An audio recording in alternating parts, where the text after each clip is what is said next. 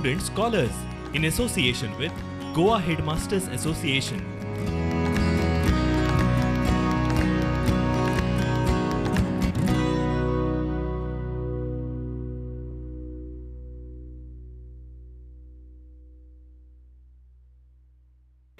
Hello students, have a great day ahead.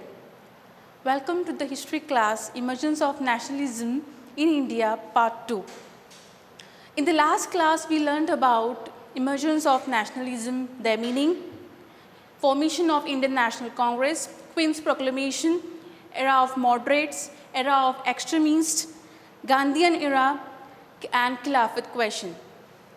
Today, in today's class we are going to learn about withdrawal of non-cooperation movement, Simon Commission, demand for complete independence, civil disobedience movement, the Dandi March, Quit India movement, and at last, India's independence.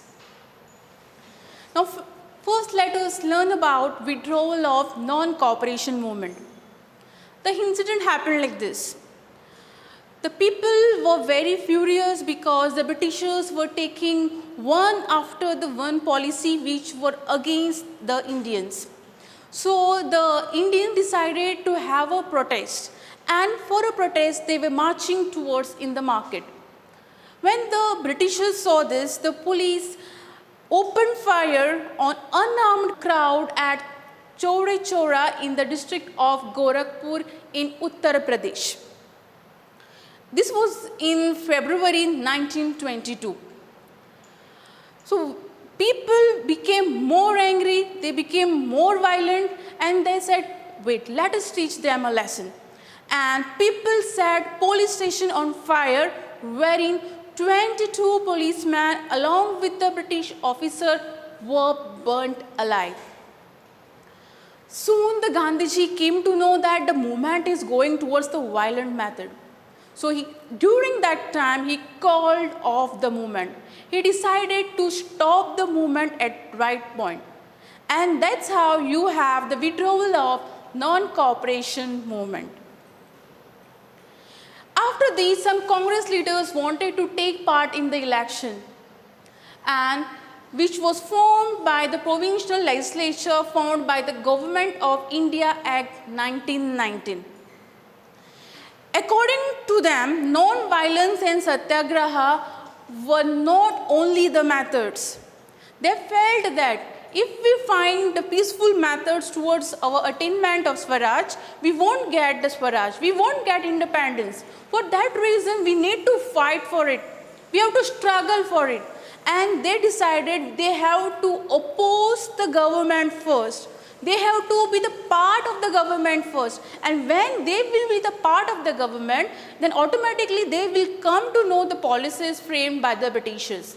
And for this reason, they decided to oppose the government from within. And when you are taking part in the elections, you need to form a party. And that's how they formed the Swaraj Party in 1923. By this time this was going on, you have Simon Commission coming up in India. The two factors influenced India's politics in 1920s.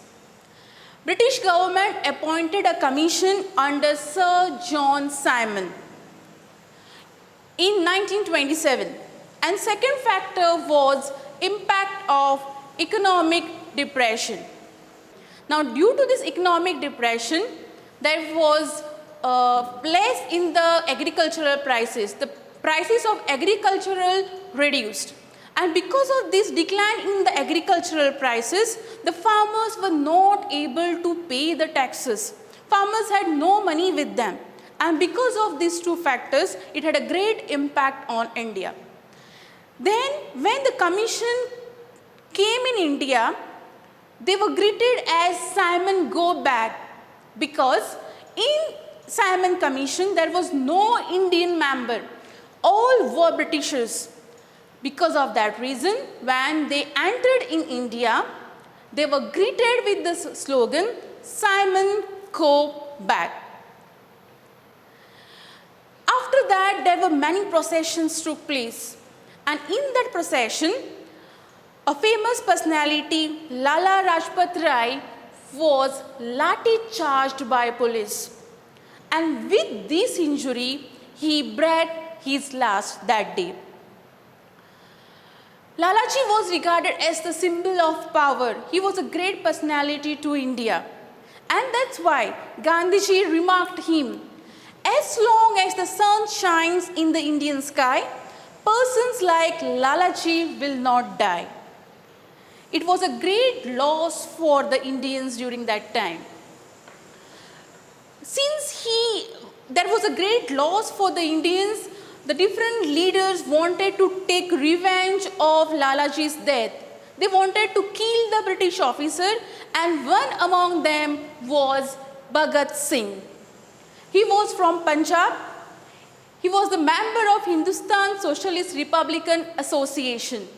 He led Navjawan Bharat Sabha. He threw a bomb in the assembly to make the deaf British hear. So when you want to make the deaf hear, the sound has to be very loud, right? So because of this reason, he threw a bomb on the assembly. The intention was very clear. He did not wanted to harm anyone. He did not wanted to kill anyone. But in the assembly, the two bills were supposed to pass. And Bhagat Singh did not want these two bills to be passed. So because of that reason, he threw a bomb in the assembly to disturb the assembly. And he was very successful in it. Then he killed John Saunders, the British officer, mistaking him as the responsible for Lalaji's death. Actually, he was not the one, but he killed John Saunders and mistaking him as the cause for the Lalaji's death. The other leaders were Chandrasekhar Azad, Rajguru Sukhdev, Prafulla Chakki, Ram Prasad Bismil, Ashwagula Khan, Surya Sen, Khudiram Bose were some of the revolutionaries who believed in the violent action to achieve independence.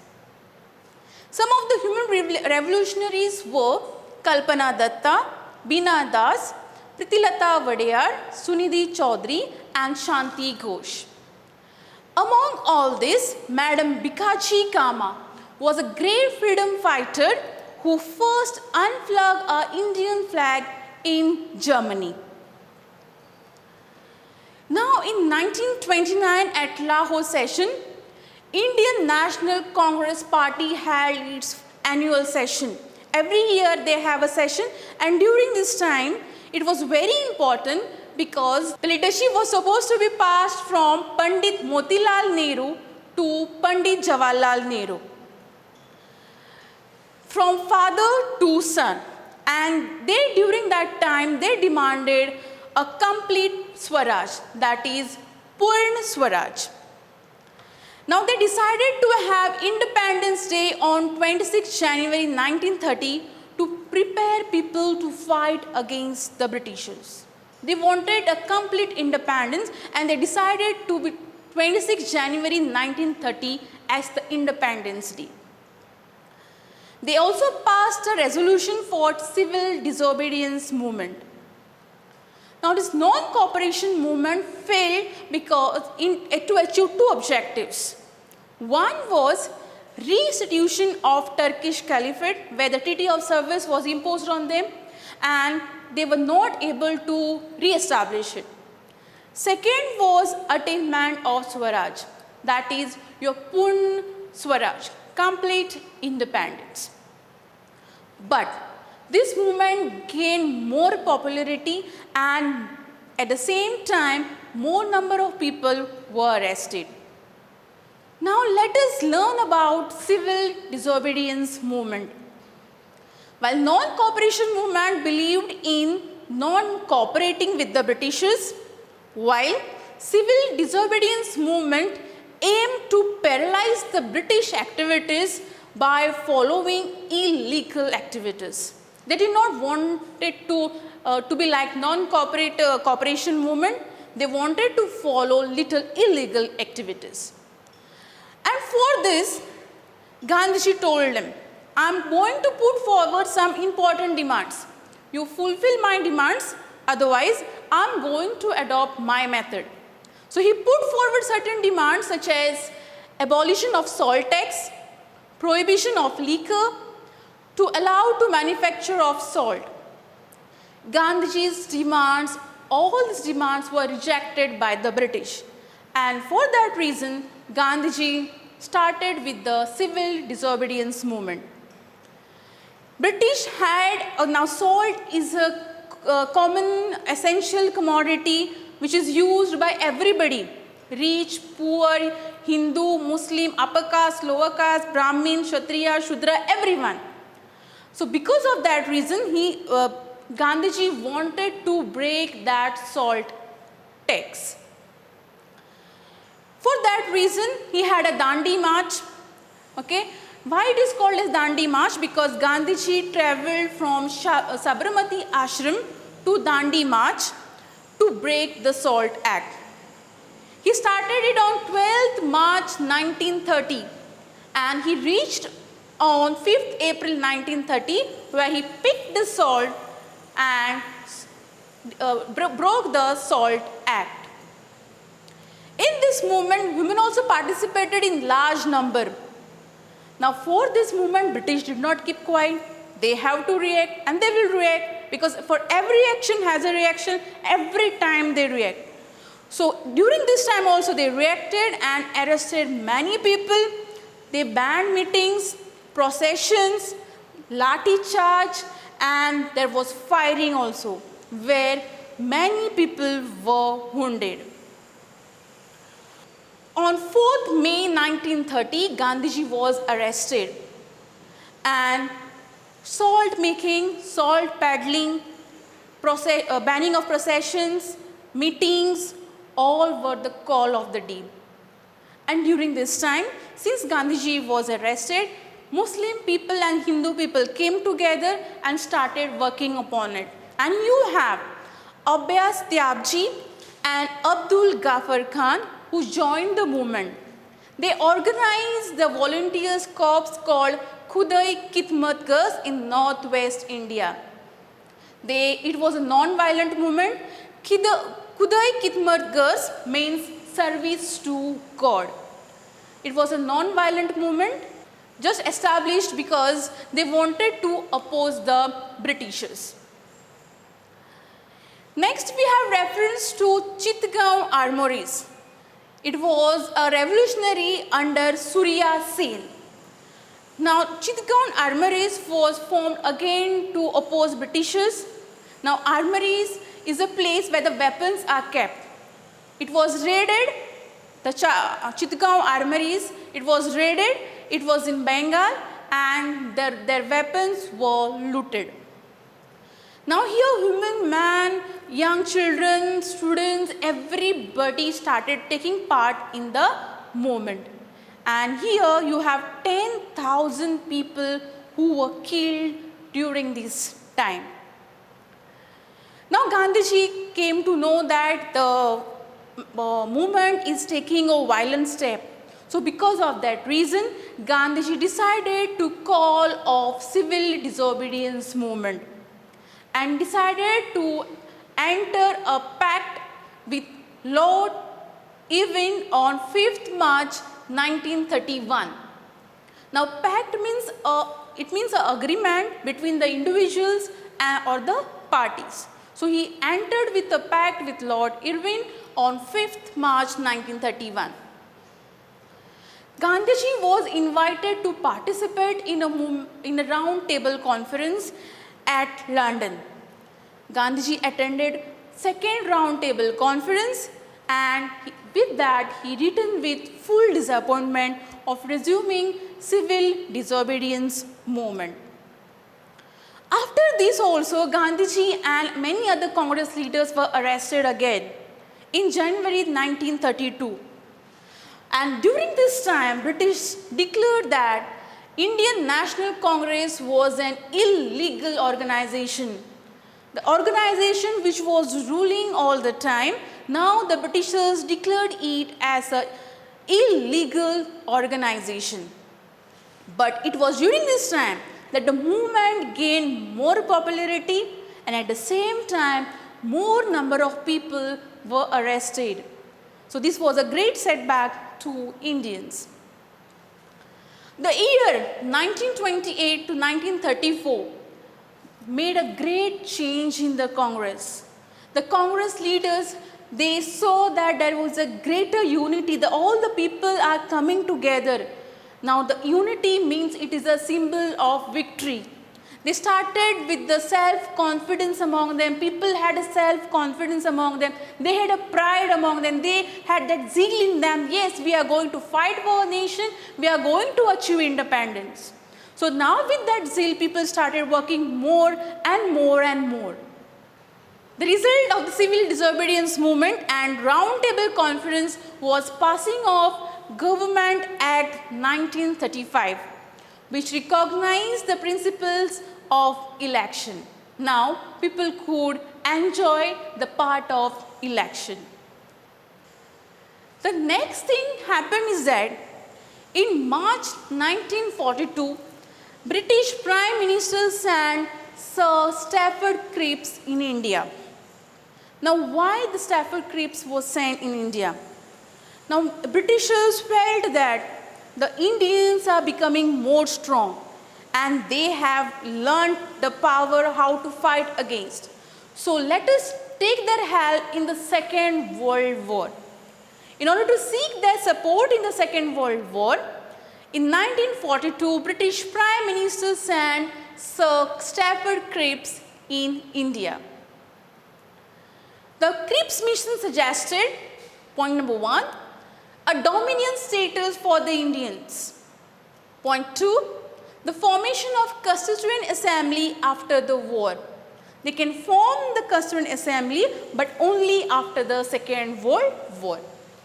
Third, freedom for the provinces and princely states to join or not to join the movement. The choice was given to the princely states. Now, the Congress rejected this plan because now they understood that it would sow the seeds of future partition in India. Instead of complete independence, the proposal provided for dominion status. They had asked for the complete independence, complete Swaraj, but they only were giving the dominion status. Only the few part they would give to them. They said, why we want a few part? We want a complete independence. India is ours. So the power could come to Indians only after the war. Before that, nothing. Okay? Only after the war, they will become the powerful. What? Before the Second World War. How they will achieve it? So in order, because of that reason, they said, we are not going to follow your mission.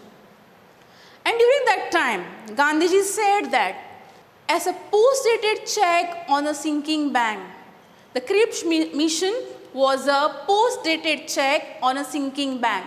Whatever features were given by the British mission were worthless. Gandhiji felt that whatever they had given was useless because the Britishers realized that after the war, they are soon going to lose hope.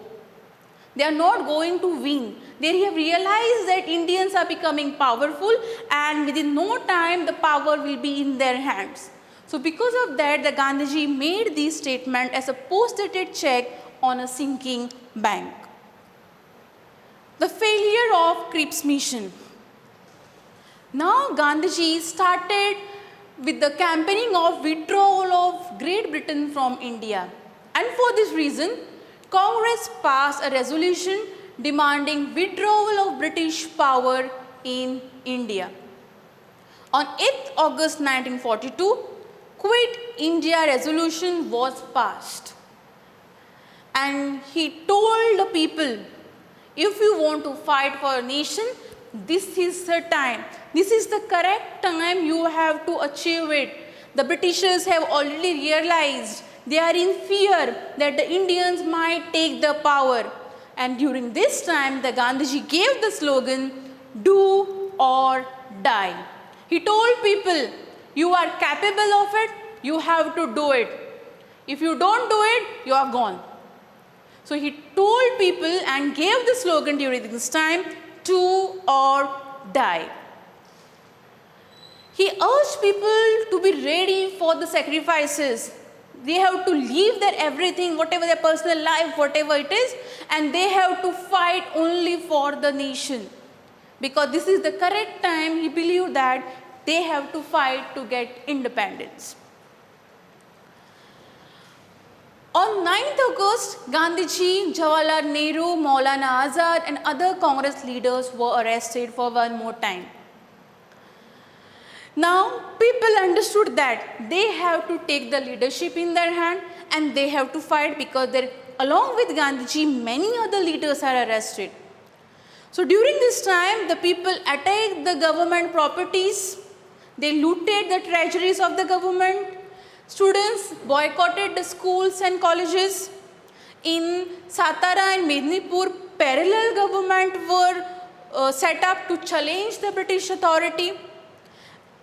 But here, man, women, children, whoever participated in large numbers were beaten up.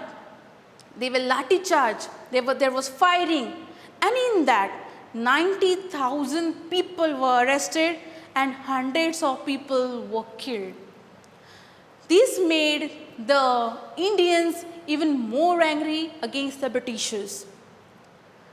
The suppression of Quit India movement by the Britishers, what Britishers did, I told you before, when India is doing something, any revolt, any uprising, the Britishers don't keep quiet.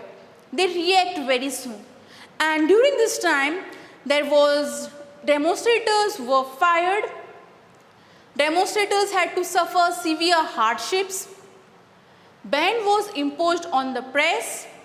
Now the leaders could not publish anything on the newspapers, magazines. If they want to publish anything, they wanted to ask the permission of the government, and if suppose it is against the government, then that was not published. So there was ban on press. Hundreds of people were killed and injured through police firing. Leaving this apart, the Indians now, there is a ban on the press, they are not able to have the public meetings, all this. So they started with the underground movement. Secretly they started with the underground movement, and the leaders were Jai Prakash Narayan, Achyutrao Patwardhan, Ram Manohar Lohia, Usha Mehta and others. Among a human revolutionary, you have Aruna Asaf Ali. She operated underground movement during Quit India and gave updates on the secret radio network. She would pass the message on the radio secretly so that they can come together, discuss together and fight against the British government.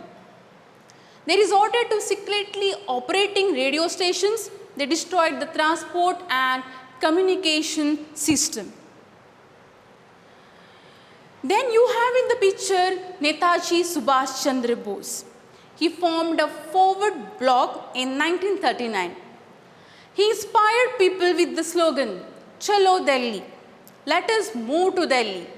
And another famous slogan, "Tum mujhe khoon do, main tumhe azadi dunga." Give me your blood, I will give you your freedom. He also led an Indian National Army to fight with British. Now, the Britishers understood that Indians are not going to keep quiet. They are going to arise, they are going to get awake, and the British Prime Minister during this time said that now the time is come to send a cabinet mission.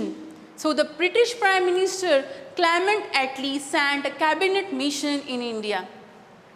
The mission submitted a plan according to which he suggested to the formation of Indian Federation and the Indian representatives to form the Constitution.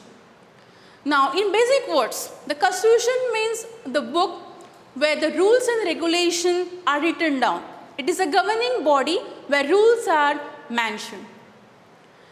This plan of the cabinet mission was rejected by the Muslims because it did not mention a separate demand of Pakistan.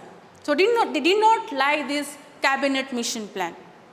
But the 16th August 1946 was observed as Direct Action Day. Students, remember this.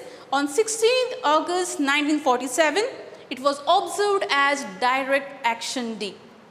During this time, Lord Wavell announced formation of an interim government on 2nd September 1946 with Congress members and Nehru as its head. Now, this interim government is nothing but a government which is formed for temporary part until and unless the permanent government is chosen. So, the temporary government, Lord Wavell announced that the formation of interim government and the Nehru will be its head. In March 1947, Lord Mountbatten was appointed as a viceroy.